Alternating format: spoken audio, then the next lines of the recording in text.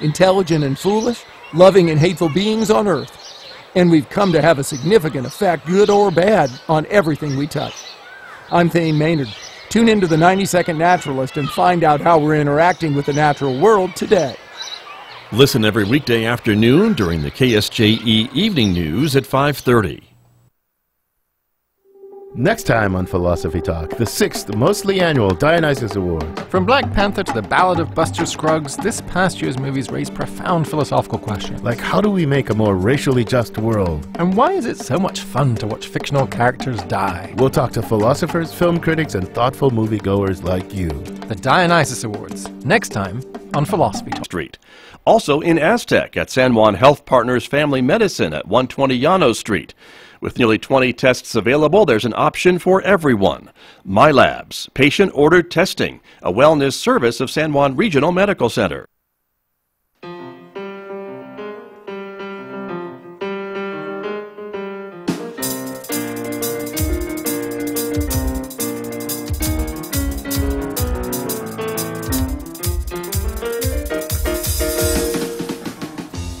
Ten minutes past 8 o'clock. It is Tuesday morning, February the 19th. Good morning, everyone. I'm Scott Michlin. Thank you for tuning in to KSJE 90.9 FM, the information and cultural beacon of the Four Corners, broadcasting to you from San Juan College. And here we are in our visual radio studio this morning. So thank you for joining us, everyone. Those of you who are watching us live on the KSJE Facebook page and YouTube channel. It is a quiet day here at San Juan College because the college, like many others, are closed today because of the weather, and I can show you exactly why. Let me show you the weather forecast, actually, first. This is the weather outside San Juan College a few moments ago, and that is the reason why it's pretty quiet up here, because San Juan College is among some of the schools that are closed today, and that is the situation. The list here from our website, KSJE.com, and this is the latest list that we have, and as we scroll down, you can see the schools that are closed here, and that would be, taking a look, a number of them: Archuleta County, Aztec's closed, Bayfield's closed, Bloomfield's closed, Central Consolidated closed, Dulce on a 2-hour delay, Durango schools, the DZ school, all closed today, Farmington schools, Fort Lewis College, Ignacio schools, Navajo Prep, all closed, Navajo Technical University and Crown Point on a 2-hour delay. San Juan College, as you can see, all locations is also closed today. So that is the latest that we have, and of course we'll be updating that, KSJE.com, and you can check that out. And we'll be updating that throughout the day in case anything changes, but the weather forecast does look to be more snow in the forecast for today, and it's been off and on all morning this morning. 29 for a high today, 7 overnight tonight, then sunshine tomorrow with 29 for a high. But take a look, more chances for snow in the forecast for Wednesday night on into Thursday and again on Friday, with a high of 38 and 36 on Thursday and Friday, with more snow in the forecast. So, coming up today on the program in just a moment, my guest, Superintendent Kirk Carpenter, is here. He's made it in from the Aztec School District, so I'll be talking with him in just a moment. Hope you'll stay tuned for that. Later on this hour, we will check in with Amber Francisco at the Farmington Regional Animal Shelter. She'll be showing us some of the animals available for adoption this week, so stay tuned for that, everybody. And then at 9 a.m., Mick Hess has made his way to the radio station, and he'll be taking over the airwaves at 9 o'clock after the news with some more Haydn symphonies for us. Mick is playing all of the Haydn symphonies in order on Tuesdays. Today is no different. We are up to Haydn Symphony number 96 and 97. So that is coming up later on this morning at 9 o'clock right here on KSJE. But let me turn to my guest, who is here with me in the studio, who has made his way through the snow. He's already been to the office already and then came over to San Juan College. Kirk Carpenter is here. Mr. Carpenter, good morning. Good morning, Scott. Thank you very much. I guess you could give us a road report. And it's probably pretty slippery out there. It is, and I would probably say unless you have a reason to go out, stay in. It's, now I will say this, though. The county crews and even the city crews of Farmington have been out and about. Sure. And they always do a great job, but... you can get places if you have to and take your time, but still, no, if you don't have to go anywhere. Nope, I would stay inside. It's a little dicey out there, snow-packed and icy and a little slushy, and it was snowing on the way over, so... It's a great day just to warm up to a nice fire, put in some movies and drink some coffee or whatever you enjoy, and if you don't have to go outside, just stay inside. Sure, or maybe the kids can go outside and build a snowman or something. Absolutely. Don't get to do that very often. No, we don't. I'll tell you, there's a lot of snow out there. It's When I pulled into the parking lot this morning, I got to make some fresh tracks. Our transportation director made some fresh ones, and a lot of people don't know how early a lot of people get there that within the school. A lot of the transportation guys and other fellows that get out and check roads, and so there were some fresh tracks there. But I think we probably had, without any exaggeration, probably 6 inches of snow sitting at central office, and that was in the parking lot. Now, if you get on some of the north side of buildings, I walked through to go get some keys for a vehicle, and we probably had, honestly, I'd say maybe 10 inches in some places. It's amazing how much snow piled up over there in Aztec, and it was still snowing. So there's a lot of snow, a lot of moisture. Obviously, we need it. Mm-hmm. That's true. We never want to not have our kids at school, but there's a time and a place when that needs to happen, and today was absolutely not a day to take any chances with getting buses out there and even vehicles for kids to drive. So it was a no-brainer. I know we got ours called a little bit later than others, but that's just because we were in communication with people, and I had to get to a certain place where we could do that. So it was there's a lot of snow out there everywhere, and so right. And I know what a lot of folks sometimes forget is that even though they may live in town where roads are certainly maybe a little better condition, but your buses are heading out to places like Cedar Hill and the Colorado border and out at Navajo Dam, and those conditions could be a lot different than what you see in town. Oh, they always are, and I think in town, those roads, if we can get to the roads, that's one thing. And there are places where they have plans where parents can bring their kids to the main road, and we've tried to do that some, but it's very difficult. And you bring up a great point. The main roads, those are always the best shape, but you go to roads where you can't even see the road itself. Right. And you don't know in fact, if you don't know the road, you go out, you don't know if it's dirt or if it's pavement, and I think all the districts around here all have that, and that's why sometimes you'll see one district that may have a 2-hour delay and another one that's closed, just because of the difference even in temperature. Aztec's usually 5 to 7 degrees cooler. I know when I drive over in the mornings, invariably on some days you'll drive and it's okay, and then you hit Flora Vista and that area, and you starts to get a little slippery. Absolutely, maybe. It does. Yeah. And so it's amazing, just a little bit of difference in distance and even elevation a little bit. You get Crouch Mesa in some of those places, and it all changes. So sure. And obviously when you get north of Aztec up towards Colorado, so it all changes for us in the different districts. We all have different elements we have to deal with, believe it or not, in just the short areas that we are all in from each other. So. But we communicate with each other a lot. I know early in the mornings and even last night we were communicating with each other about what are you guys seeing in your district, what are you thinking, and we try to make similar decisions when we can. Right. But obviously we'll make the best decisions for our own districts and our kids and our staff as much as possible, as soon as possible. A lot of the districts, and yours included, I think, called a 2-hour delay even last night, knowing how the conditions would be to start the day today, and then went ahead and called it and closed for the day later on when you kind of saw probably the forecast that we were probably going to get more snow throughout the day. And many times it just kind of stops overnight and then the sun comes out and the 2-hour delay is all you need. But today's a different day.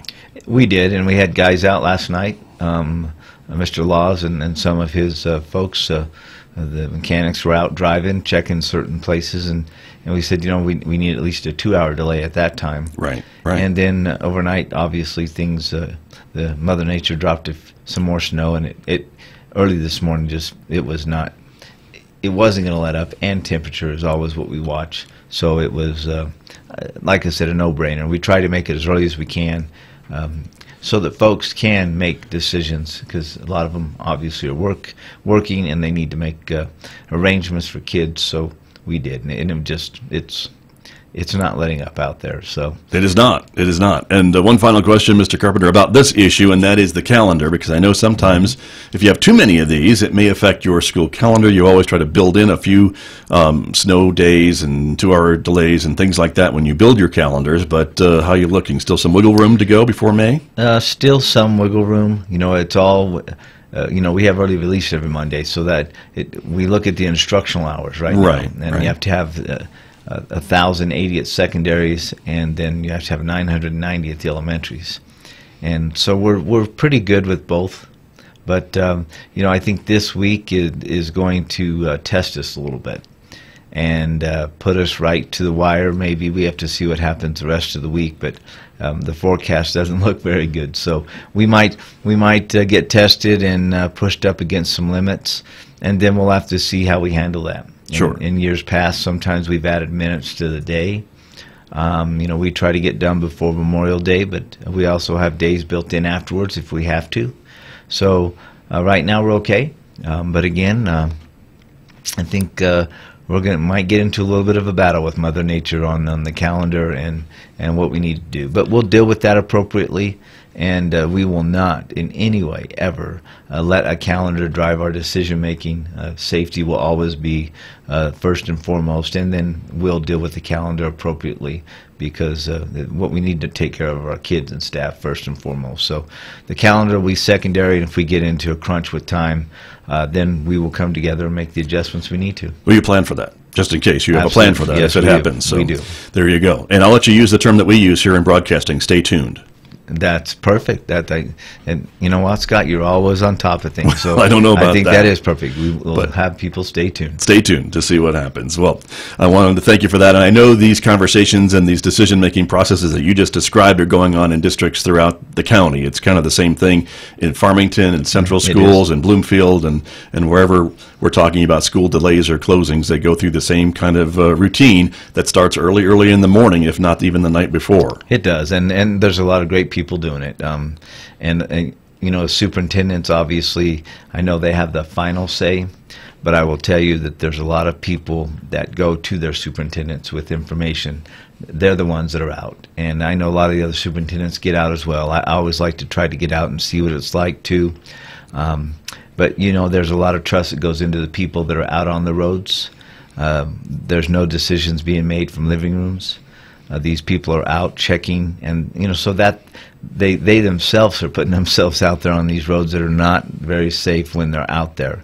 And so we just thank them, not just our guys in our district and the gals in our district, but the guys and gals everywhere in all the county that go out there and get out on those slippery roads and make decisions, the best decisions we can for all of our kids in our county. So I thank all of them, because it's like I said, when they're out doing it, they're by themselves out there. So we just appreciate the work they do across the county. Right. My guest this morning, Aztec School Superintendent Kirk Carpenter, is here, and I do want to ask you about the election that was held in the Aztec schools and Bloomfield schools, and I think Central Consolidated as well, for this mill levy fund that is used, I know, in Aztec schools for, I believe, technology and maintenance and some of those things, but it did not pass in Aztec and Bloomfield. But I want you to speak about what that means for Aztec schools, and it puts you in a tough spot, does it not? It does, and it's it just saddens you that it didn't.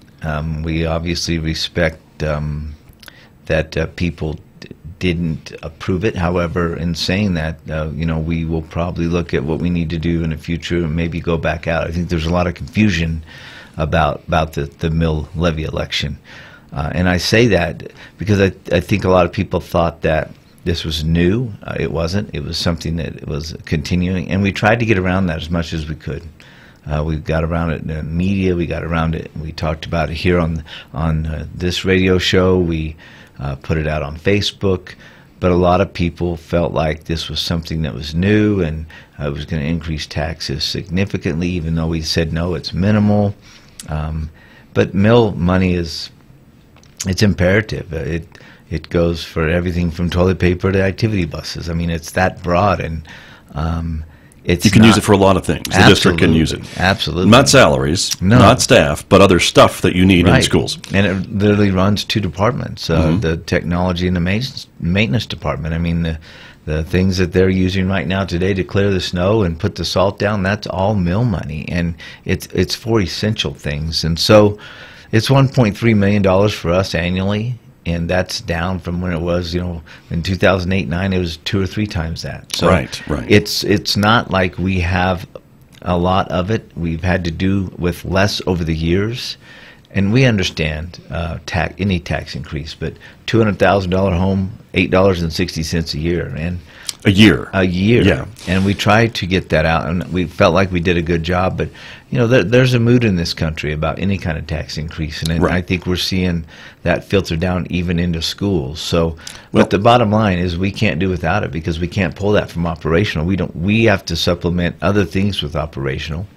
Aztec is one of the lowest per pupil funded districts in the state, and so there's a lot of pressures and a lot of things we have to deal with on that side of things as well. And it's just not an option not to have that funding, and so we are going to have to relook at what we do, and if and when we will probably decide to go back out and try to get around it again to make sure people fully understand what it is and how it's going to work, and the necessity of it. It's just it's not an option not to have that funding, Right. because without it, then there are going to be programs cut. There are going to be teachers and positions cut, probably administrative positions cut, and that district will not be the same district.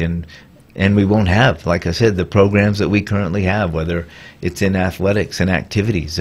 It will have to go to that level because of the nature of cuts we've had to make over the years just to balance budgets. Right. Now, let me make sure I understand this correctly, because it was my understanding that the mill levy was being asked to just be increased back to what it was before. Right. So you still have that lower mill levy money coming in. Is that true, or none at all? We do until a certain time, and then that's going away. So it will not be renewed. $1.3 million will have to be made up to provide for toilet paper, paper towels in the bathroom, to the cleaning supplies and all those things. We still have to provide that at somehow out of a budget. I see. Thank you. I just wanted to clarify that. And with all due respect, I was watching some of the Facebook comments, and I think some of your voters need some math skill renewals. Well, need to, because it was a little confusing, because we don't talk about mills very often, and that is, what is it, a tenth or hundredth of a penny? Yes, it was very. And that's what I think was messing up the math on a lot of folks, is they weren't calculating that correctly and figuring out that it was just $8 a year, and they were coming up with a lot larger number, and that was disappointing, I think, for folks watching from outside. It was disappointing, and I think the most disappointing thing was we can only say vote. You can't take a stand. The district, we can't take a stand, true. but we also made it very clear, if you have questions, please ask. Right. And so many times we get frustrated if we have kids, our own kids, when they don't ask questions. And on an important issue like this, we had so many people not ask questions. We had so many people that thought they knew what was going on and posted out there and became negative, anti against this on social media right up front. And that's what saddens me. And I think we can certainly respect someone being anti-tax increase if they have the correct information in their post. And that, I think, is the frustrating part maybe that you saw and we saw. But let me ask you then, the plan is maybe to go back to voters in another type of election? We're definitely looking at that. We're looking at a lot of things. I think when you look at taking away programs, athletic programs, activity programs, cutting staff, increasing class size, because one might say, why would you have to do that if this mill funding's for supplies and running technology? Well, you have to provide those things. And the only way you provide those things is to pull it out of operational. When operational pays for administrators and teachers and these other things like sports and activities, $1.3 million, you have to find that money. And I need money for toilet paper. It used to come out of this bucket, and now that bucket is gone, so I need to find it from another bucket. Yeah, so and that may be paying for athletics or everything else you're mentioning. Right. So do we now put that on a supply list for kids to bring? I mean, we can't do without that. Sure. And it's not an option. I mean, I'm sorry, but I don't think toilet paper is a nice frill to have at school, or paper towels, or those types of things, or salt to put on sidewalks to clean the ice off during winter storms, or desks to sit in the classroom, or chalkboards to write on, or the carpet on the floor when it needs to be replaced, or walls being painted. I mean, those are not frills, and so we cannot do without that funding. So if it can't come from us being provided that, again, by taxpayers, which we appreciate, but those other things need to be provided in order to produce responsible citizens in our society. And so we need to look at it. And I will tell you, I'm not in favor of cutting activities. I'm not in favor of cutting athletic programs. I'm not in favor of reducing our teaching staff and even administrative staff to where we are trying to improve instruction and keeping assistant principals at schools, at elementary, where we have over 400 kids, to help improve instruction, when maybe we need to clarify and hopefully get a better understanding and make sure that people that are out there giving bad information, we say, hey, wait, let's talk before you do this, to make sure we have an opportunity maybe to go back out to voters. You give me a choice on one of those, we'll go back out to voters and say, this is real information. Now let's relook at this and get a better understanding. And if we didn't do a good job the first time, I'll take the blame. Sure. I'm not a proud person, but we'll do what's right for kids. Getting some greetings on our Facebook page, Mr. Carpenter, from your district. So good morning to folks watching us in Aztec this morning, and giving you a shout out, Mr. Carpenter. And I think maybe for those folks who are agreeing with what you're saying this morning, they have a job in this maybe to call out if they have friends on social media that are posting not necessarily wrong, not necessarily information that they don't like the tax increase, but if it's patently wrong or false, I think we all have an obligation to call them out, or at least to try to correct them. And they can certainly vote no if they still decide to vote no, but Right. if they're voting no because of incorrect information, that needs to be pointed out in a nice, respectful way, everyone, is what I would say. Yes, and like I said, I will take full blame if there was confusion or if we didn't get to write what was on the ballot. We don't get to be in charge of the legal language. If there's confusion or if we didn't do a good enough job to explain things, I'll take blame. I'll take full blame.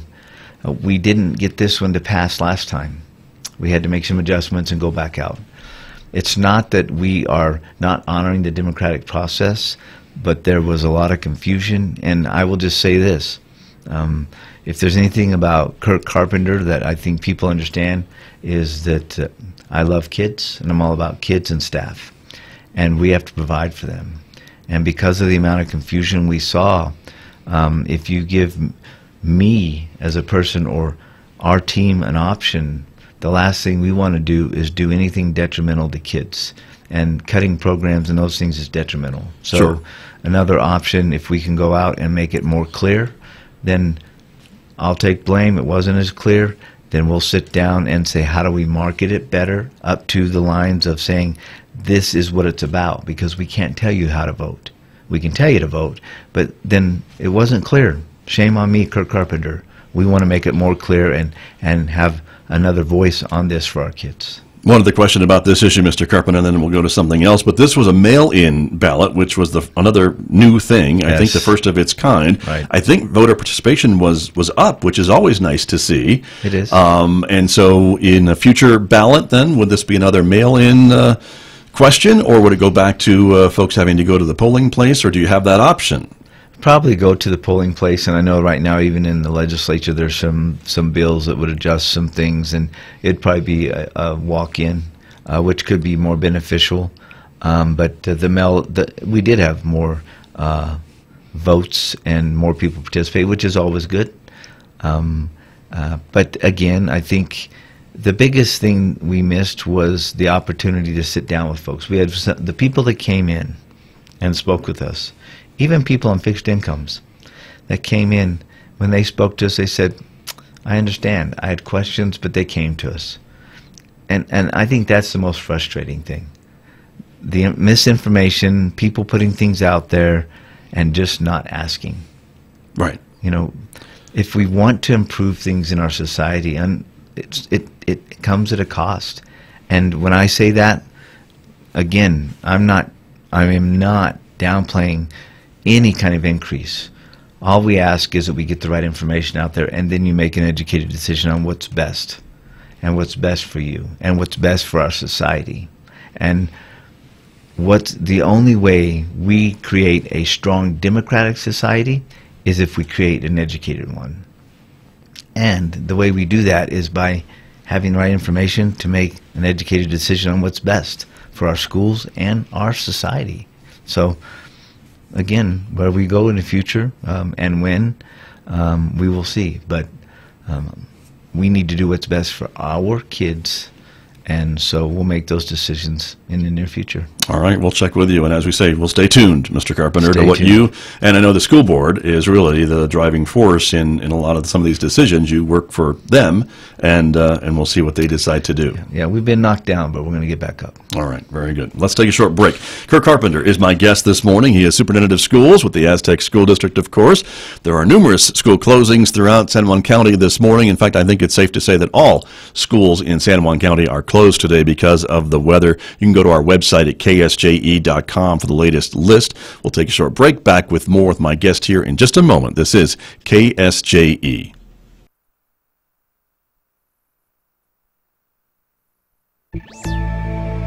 If you thought targeted ads were only happening online, you better turn off your TV. From American Public Media, this is Marketplace Tech, demystifying the digital economy.